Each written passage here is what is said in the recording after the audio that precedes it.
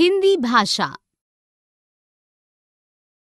बच्चों, आज हम हिंदी भाषा के विषय में जानेंगे और समझेंगे कि भाषा किसे कहते हैं। भाषा के लक्षण जानेंगे। देखो, यह मेरा छोटा भाई है। कितना प्यारा है। ये क्या बोल रहा है? ये बोल रहा है कि मुझे पानी चाहिए। आपको कैसे पता? इसने तो पानी शब्द बोला नहीं। यह पानी को नीनी बोलता है, जिससे हमें पता चल जाता है कि इसे पानी चाहिए। इस प्रकार अपने मन के विचार प्रकट करने के अनेक साधन हैं, जैसे इशारा करना, सिर हिलाना, ताली बजाकर, बोलना या लिखना आदि। गूंगा व्यक्ति संकेतों द्वारा अपनी बात समझाने की चेष्टा करता है, लेकिन इनमें सभी साधन भाषा नहीं है। अस्पष्ट ध्वनियां निकालने से पूरी बात स्पष्ट नहीं होती। भाषा शब्द भाष धातु से बना है। इसका अर्थ है बोलना। भाषा मनुष्य के मुख से उच्चारित होती है। जिन सार्थक ध्वनियों को बोलकर मनुष्य अपनी बात कहते हैं, उन्हें भाषा कहते हैं।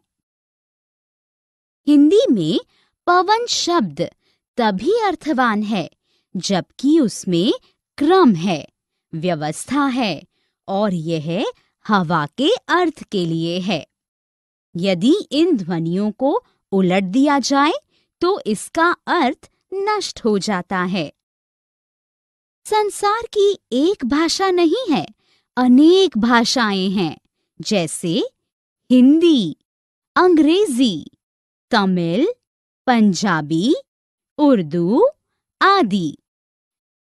एक ही वस्तु के लिए हर भाषा में अलग शब्द हैं, जैसे हिंदी में जल, अंग्रेजी में वाटर, तमिल में तन्नी, उर्दू में आब। भाषा वह साधन है जिसके द्वारा मनुष्य अपने मन के भावों और विचारों को बोलकर या लिखकर दूसरे मनुष्यों के सामने प्रकट करता है। दूसरे शब्दों में, विचारों के आदान प्रदान के साधन को भाषा कहते हैं। मुख्यतः भाषा के निम्नलिखित लक्षण होते हैं। 1.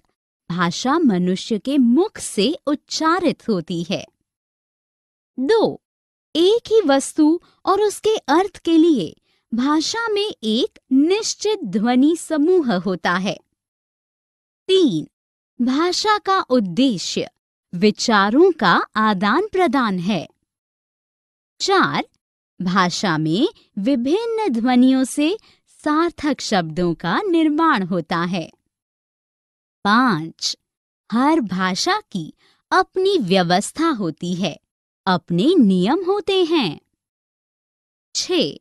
भाषा में व्यवस्थित शब्द ही प्रयुक्त होते हैं। आओ दोहराएं। जिन सार्थक ध्वनियों को बोलकर मनुष्य अपनी बात कहते हैं, उन्हें भाषा कहते हैं। एक ही वस्तु के लिए हर भाषा में अलग शब्द हैं। विचारों के आदान प्रदान के साधन को भाषा कहते हैं। हर भाषा की अपनी व्यवस्था होती है, अपने नियम होते हैं। भाषा के रूप। बच्चों, आज हम भाषा के रूप विषय में जानेंगे और समझेंगे कि भाषा के कितने रूप होते हैं, लिपि क्या होती है, लिपि की आवश्यकता क्यों पड़ी, व्याकरण से परिचित होंगे।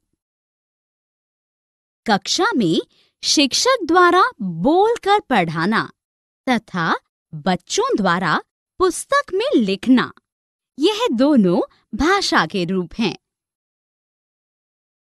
अतः हम कह सकते हैं कि भाषा के दो रूप हैं, मौखिक भाषा व लिखित भाषा।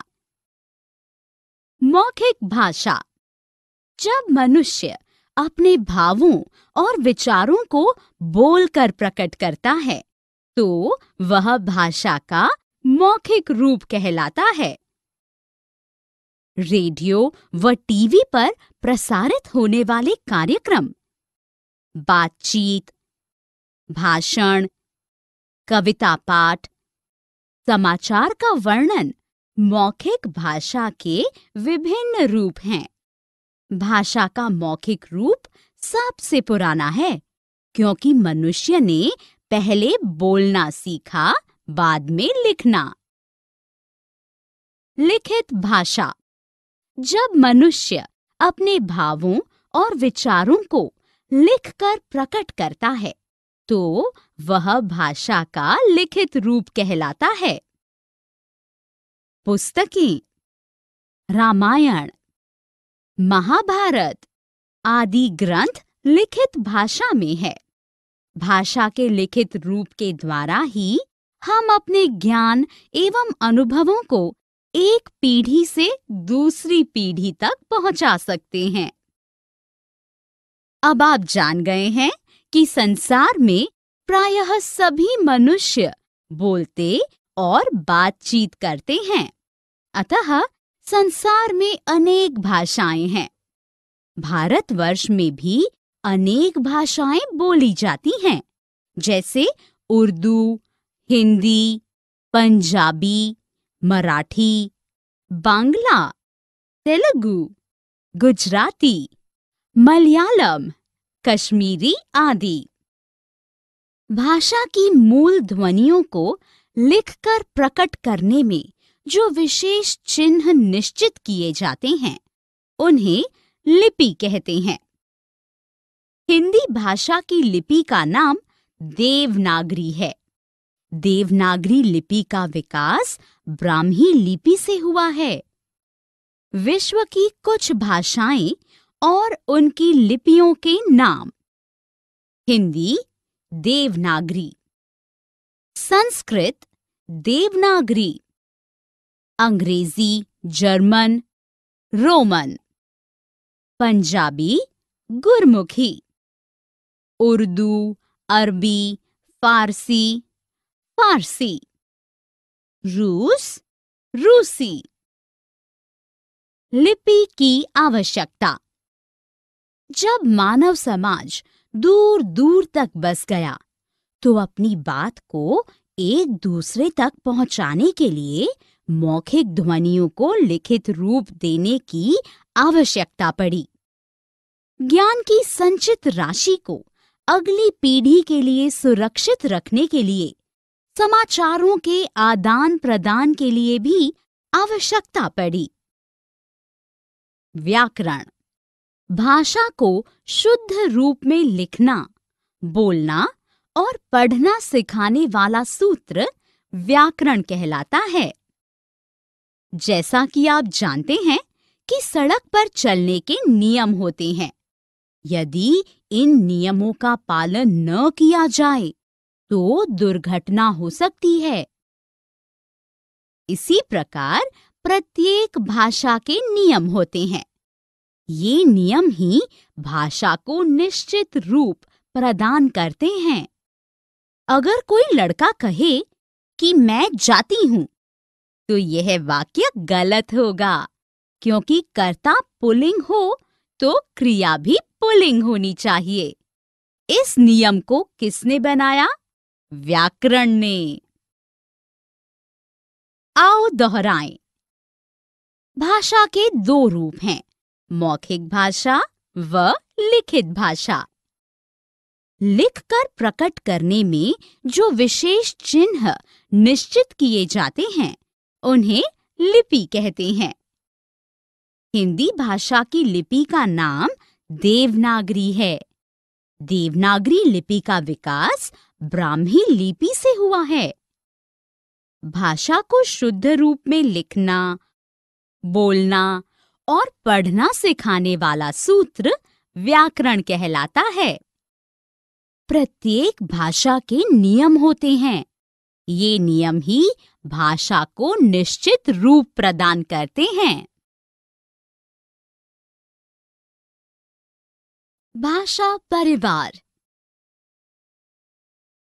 बच्चों, इस अंक में हम भाषा के परिवार के बारे में जानकारी प्राप्त करेंगे।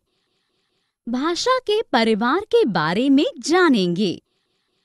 भारतीय आर्य भाषा परिवार के बारे में ज्ञान प्राप्त करेंगे। हिंदी भाषा की विशेषताएं जानेंगे।